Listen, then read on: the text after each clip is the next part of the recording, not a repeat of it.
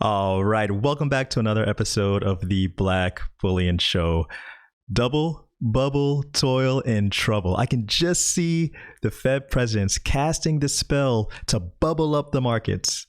Now, it's gotten to the point where analysts are saying that the Ronies have an inverse relationship with equities now.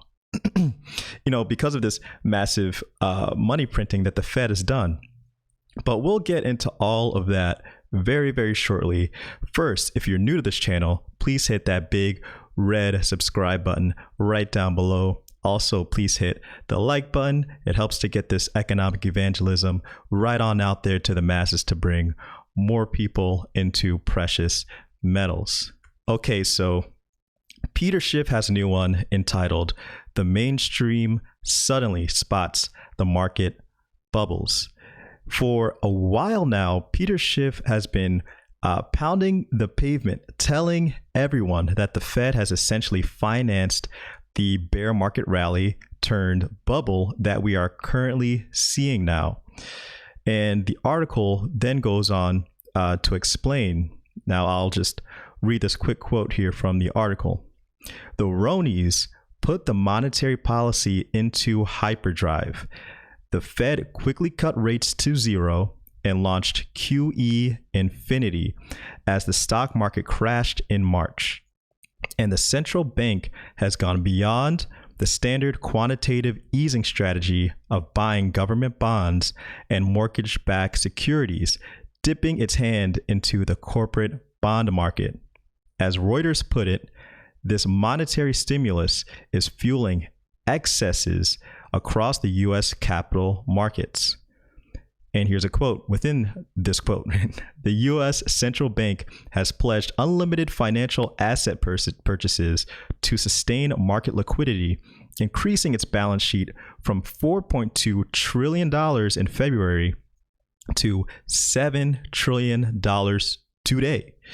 While the vast majority of these purchases have been limited to U.S. Treasuries and mortgage-backed securities, the Fed's pledge to bolster the corporate bond market has been enough to spur a frenzy among investors for bonds and stocks." As one analyst told Reuters, the Ronies is now inversely related to the markets.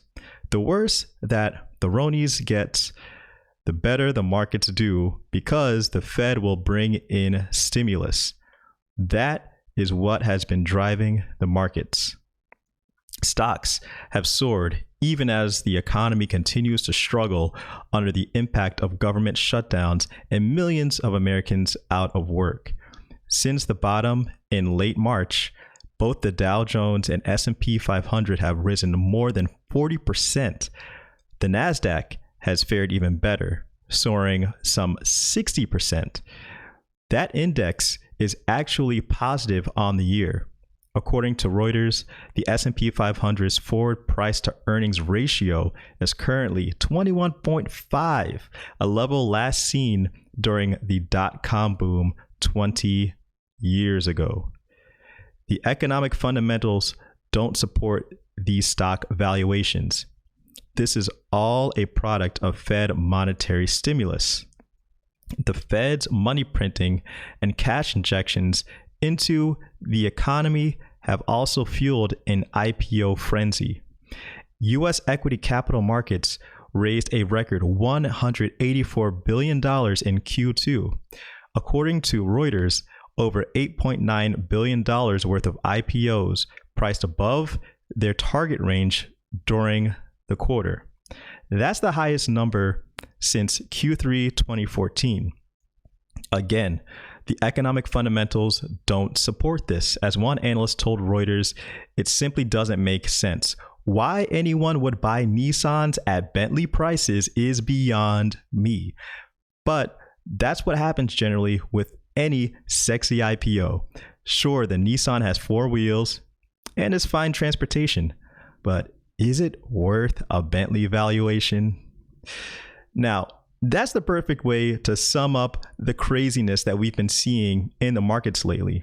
We essentially have people buying Nissans at Bentley prices. Why? I'll tell you why. Something called FOMO. Now, it's unfortunate, but most people think an analogy rather than using a concept called first principles thinking. I think all of us kind of understand this well, even if you've never heard of first principles thinking.